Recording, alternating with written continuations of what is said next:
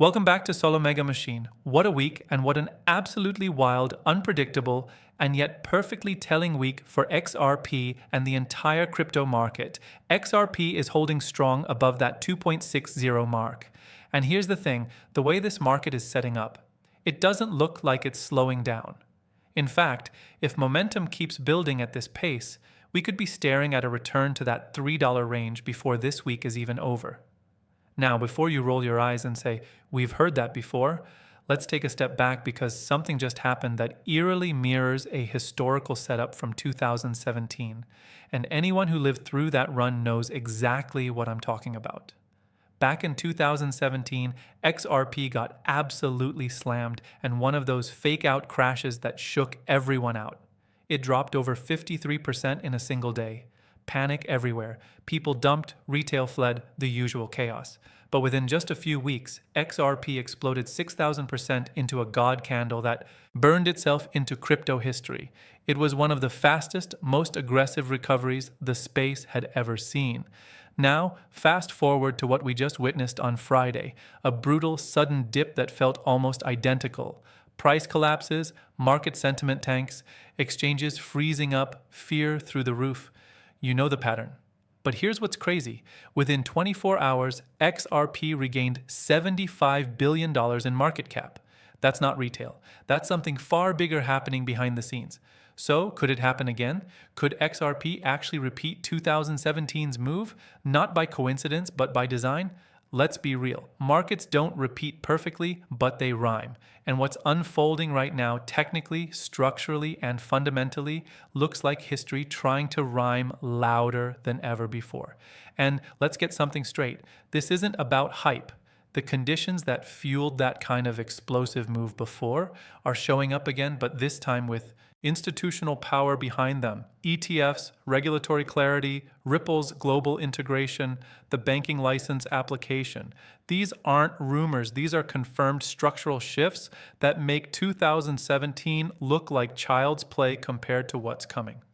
The truth is, this market is primed for a supply shock the likes of which most people can't even grasp yet. And if you've been watching closely, you can feel it. Liquidity tightening, accumulation patterns forming, institutional footprints all over the charts. You don't need a PhD in economics to see the pressure building. You just need to remember what happened the last time the world underestimated XRP. Think about it. If spot XRP ETFs get approved, institutions will have to hold real XRP. Not futures contracts, not synthetic exposure, but the actual asset. That means real accumulation, real scarcity, and real price impact. And when that demand collides with limited supply, especially in a market already heating up, we get that same energy we saw in 2017, only this time on a much, much larger scale. Now, I'm not saying this guarantees a 6,000% candle overnight, but what I am saying is that the setup is there. The structural ingredients are almost identical. Fear-driven shakeouts, consolidation under key resistance, and heavy institutional positioning right before a potential breakout. It's textbook. So here's the question that's about to define this next chapter. Was that drop just another scare tactic to shake out weak hands? Or was it the final reset before XRP's real move begins? Because if this plays out the way the data suggests, we're about to see the market wake up in a way it hasn't since the last cycle's madness. Stay locked in because the deeper we go into what's building behind the scenes with Ripple, the ETFs, and the institutions circling this asset, the clearer the picture becomes.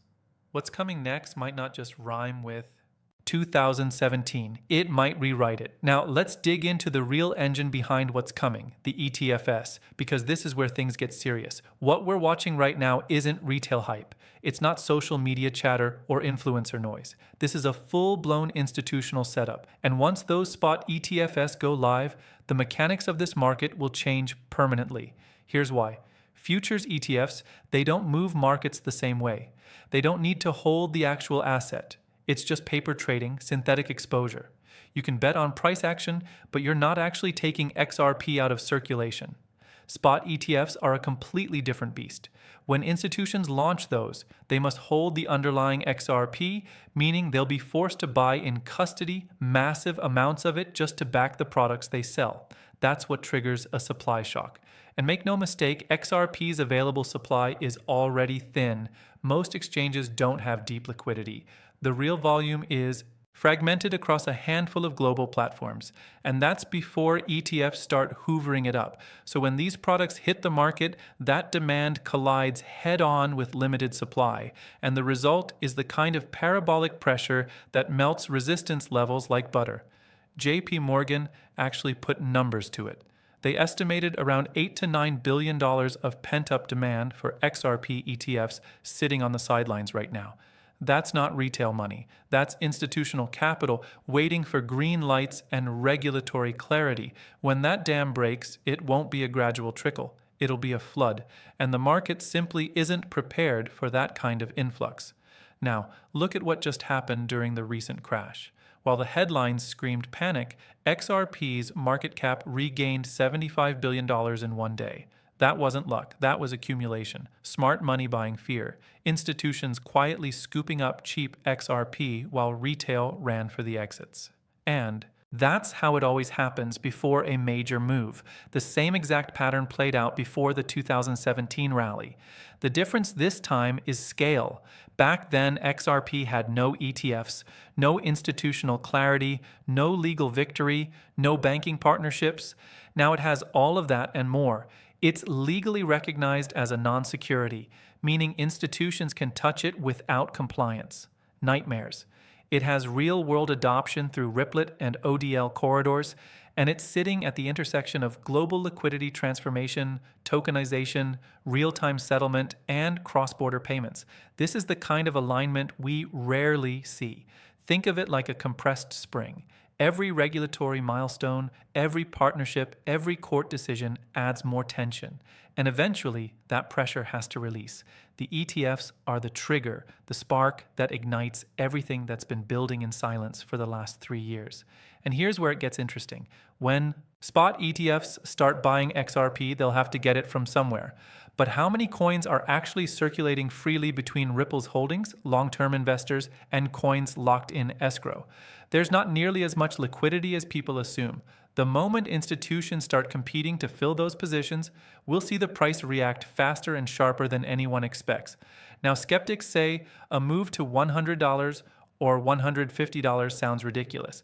But if you understand market cap mechanics, you realize it doesn't take as much capital as people think to move prices dramatically. Crypto market caps are nonlinear. A few billion in new capital can create hundreds of billions in market cap due to multiplier effects in trading volume, derivatives, and market-making activity. So the question isn't whether it's possible, it's whether the infrastructure is in place. And right now, between ETF approval timelines, Ripple's global expansion, and regulatory clarity, everything's lining up perfectly. This isn't a dream anymore. It's a coordinated financial evolution. And if you're still doubting, ask yourself this.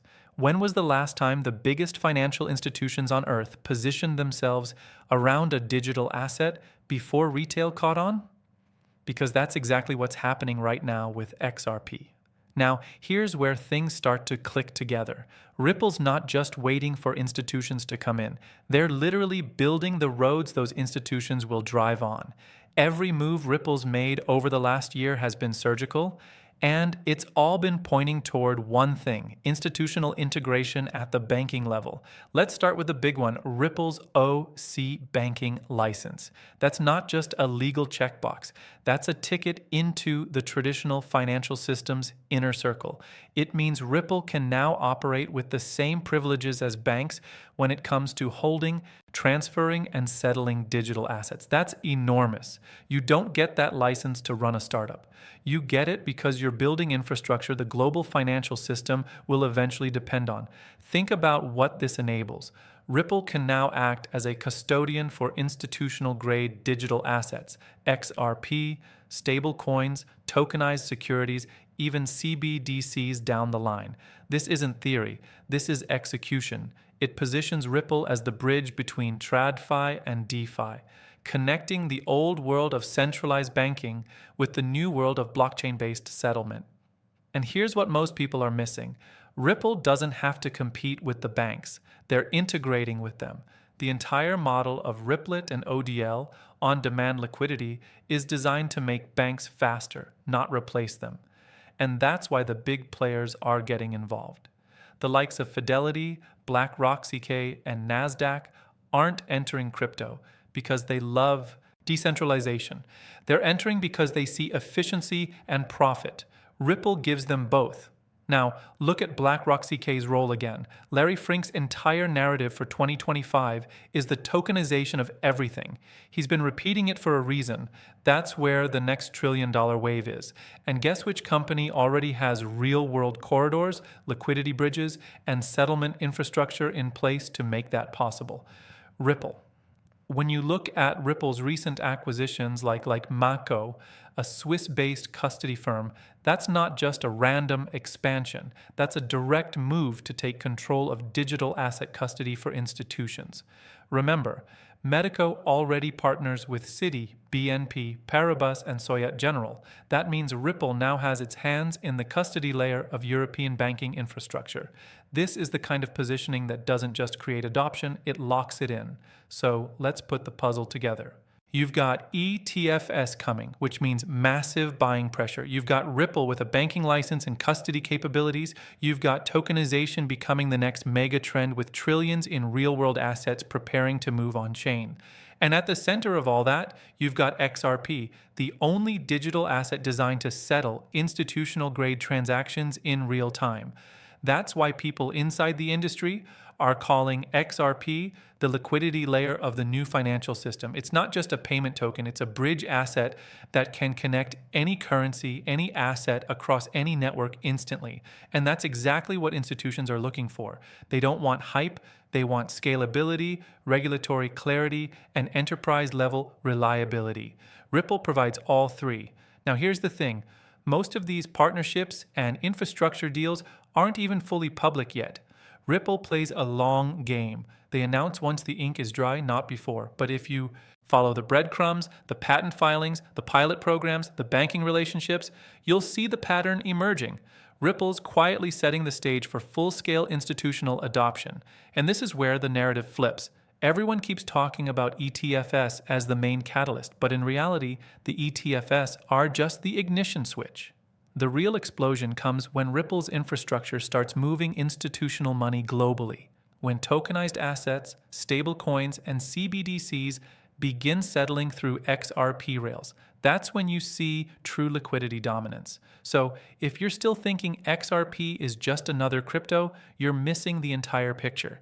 Ripple isn't chasing retail. It's engineering the future of finance brick by brick, license by license, partnership by partnership.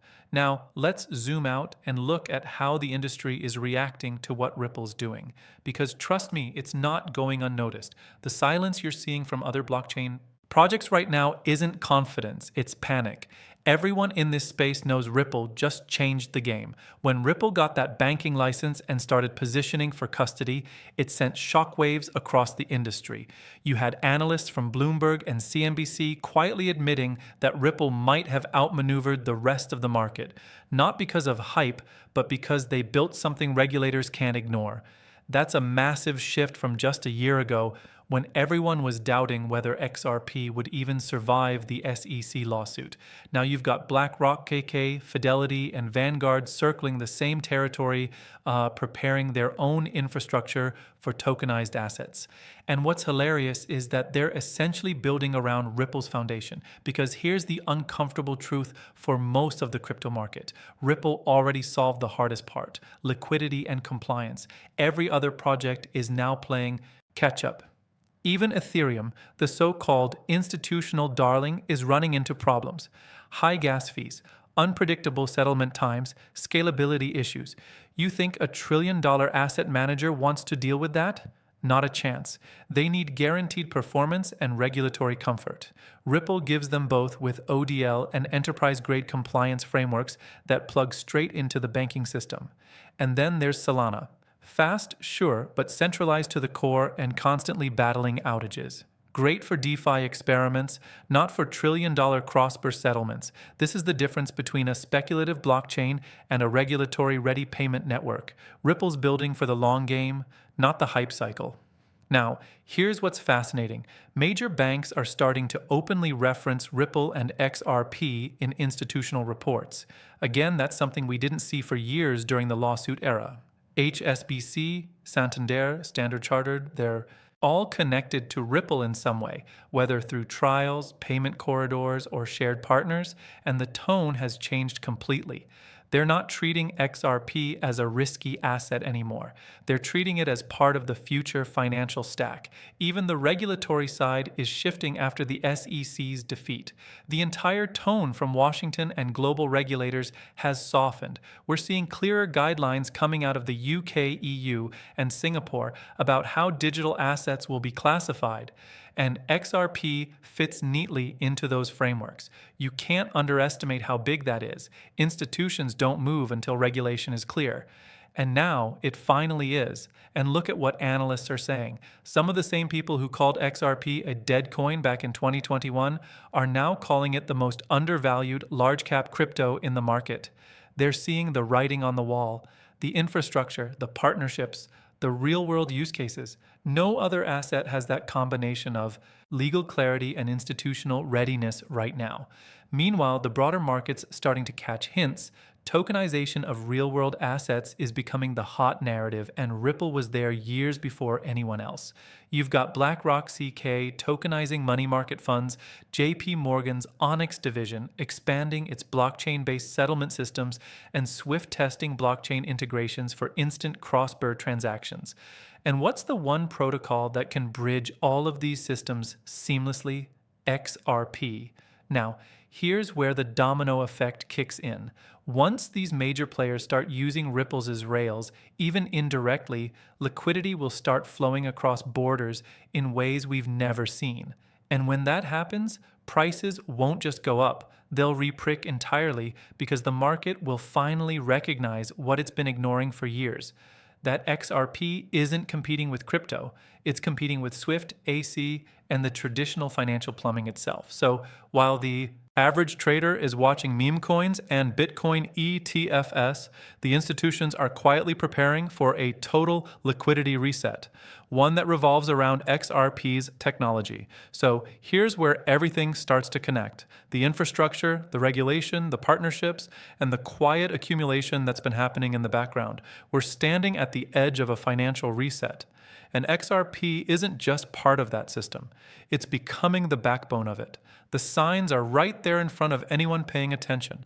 Think about it. Ripple's positioned with banking ties, liquidity corridors, and now the potential to hold institutional assets through that OC banking license. That's not a random coincidence. That's a coordinated foundation for global adoption. Once the ETFs go live, that's when the floodgates open because every single ETF that holds spot XRP must buy XRP directly. And when you combine that with limited exchange liquidity and massive institutional demand, what do you get?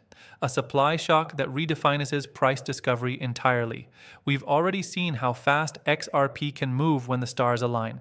Back in 2017, it dropped 53% in a single day, then launched 6,000% within weeks. Everyone said that could never happen again. But look at the setup now. We've got more clarity, more infrastructure, and far more institutional participation than ever before. If there was ever a time for another explosive move, it's now. And don't forget, Ripple itself hasn't even gone public yet. They're sitting on billions in assets, global partnerships, and regulatory wins. The moment that IPO hits, mainstream investors will finally see what crypto insiders already know, that Ripple is running parallel to the entire banking system, not fighting it. But here's the key takeaway. The risk to reward balance is shifting. Those getting in now are absorbing the last waves of volatility before this market matures. The next generation of buyers, the ones who will be entering at $50, $100, or even $150 per XRP, won't see these same gains. They'll be holding a stabilized asset in a fully institutionalized market. That's why conviction and patience matter more than anything right now. We're watching the greatest wealth transfer of our lifetime unfold in real time. When history books are written about this transition from paper systems to tokenized economies, they'll talk about XRP as one of the core catalysts. The early holders who understood what was coming stayed through the volatility and refused to get shaken out. Those are the people who will walk away with life-changing outcomes. But let's get real for a second. Nothing in this market is guaranteed. Volatility cuts both ways. Even though the setup looks historic, no one can perfectly time what's next. We've seen exchanges go down, regulations change overnight, and whales manipulate liquidity. So it's not about hype, it's about preparation. If you're holding XRP, do it with a plan. Know your entry, know your targets, and understand your risk tolerance, because emotional decisions are how people lose everything, even in the middle of opportunity. And that brings us to one last point in perspective. The reason most people miss life-changing moments like this is because they're too focused on fear, noise, and short-term swings. They can't zoom out. But the ones who do, the ones who recognize patterns, study macro trends, and act with conviction, they're the ones who win big. So, as we move into the end of November and the setup continues to tighten, ask yourself one thing. Are you ready for what's coming? Because once this thing ignites, there's no looking back. This is not financial advice. This content is for educational and formational purposes only. Always do your own research, make your own decisions, and never invest more than you can afford to lose. The crypto market rewards those who are informed and patient, not emotional. If you've been here since the start, you already know this journey isn't just about a coin. It's about understanding the shift in global finance before the rest of the world catches on. So stay sharp, stay grounded, and stay ready. Because when XRP finally moves, it won't just make noise, it'll make